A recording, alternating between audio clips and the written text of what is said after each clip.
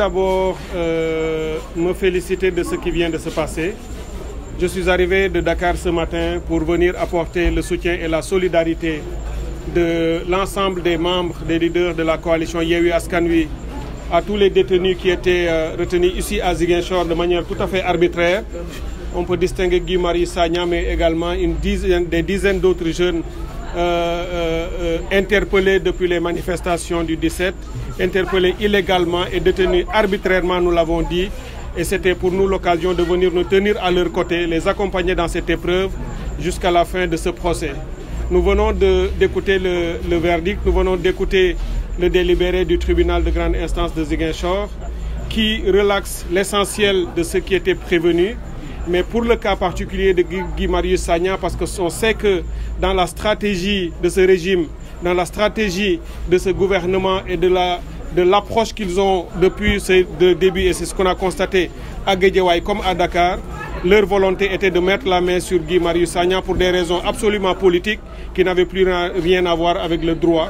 Et heureusement, le juge a compris le peuple, le juge a écouté, le juge a finalement donné un verdict qui est plus qu'un verdict d'apaisement, qui va dans le sens du droit, dans le sens de la justice, et nous nous en félicitons. Ça montre effectivement qu'aujourd'hui, dans la justice sénégalaise, il y a encore des juges debout qui savent prendre leurs décisions en leur âme et conscience, avec leur intime conviction pour libérer ce peuple de la tyrannie que Macky Sall est en train d'installer. Aujourd'hui donc, c'est la question qu'il faut se poser par contre, et qui est une question fondamentale. C'est la principale leçon qu'il faut tirer de tout ceci, c'est de se poser ensemble, le peuple sénégalais tout entier, se dire tout ça pour ça. Pourquoi on en est arrivé à ça? La Constitution du Sénégal donne aux Sénégalais, aux citoyens, le droit de manifester de manière pacifique. Yewwi Askan Wi a appelé à une manifestation le 8 qui s'est passée dans les règles de l'art. Aucun problème ne s'est posé. Une semaine après, une manifestation a été interdite de manière absolument illégale, contraire à la Constitution, et on ne comprend pas comment un arrêté d'un préfet peut-il se mettre au-dessus d'une Constitution. Et c'est ce qui a occasionné ces troubles avec mort d'homme.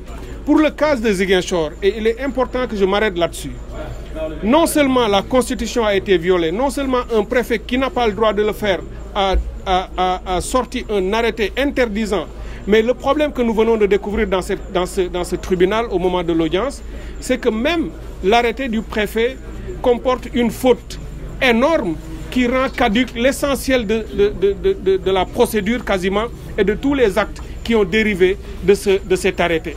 Puisque l'arrêté, nous allons vous le présenter, cet arrêté existe, et dans cet arrêté, le rassemblement qui a été visé et interdit par le préfet, c'est un rassemblement qui était pour le 17 juin 2021 au lieu de 2022.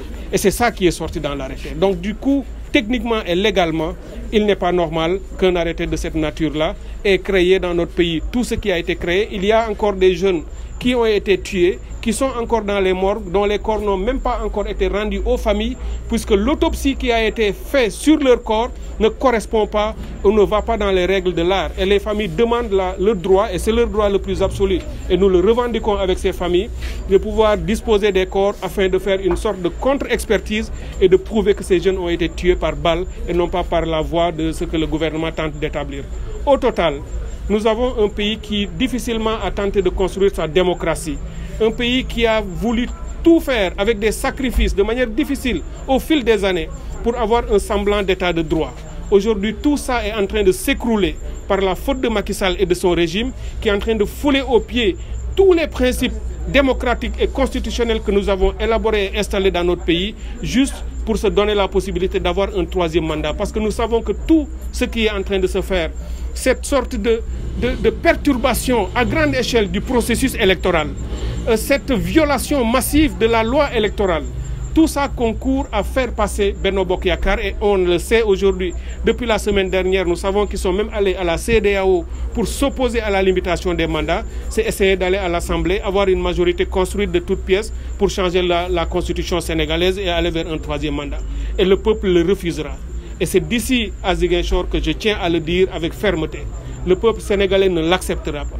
Ils auront beau arrêter les leaders de Yewwi Askan Wi, ils auront beau mobiliser les forces de sécurité et retourner ces armes qui auraient dû protéger le peuple contre ce peuple-là, mais le peuple sénégalais restera debout pour barrer la route à la dictature et à la tyrannie que Macky Sall est en train d'installer, dans lequel le Macky Sall est en train d'installer le Sénégal.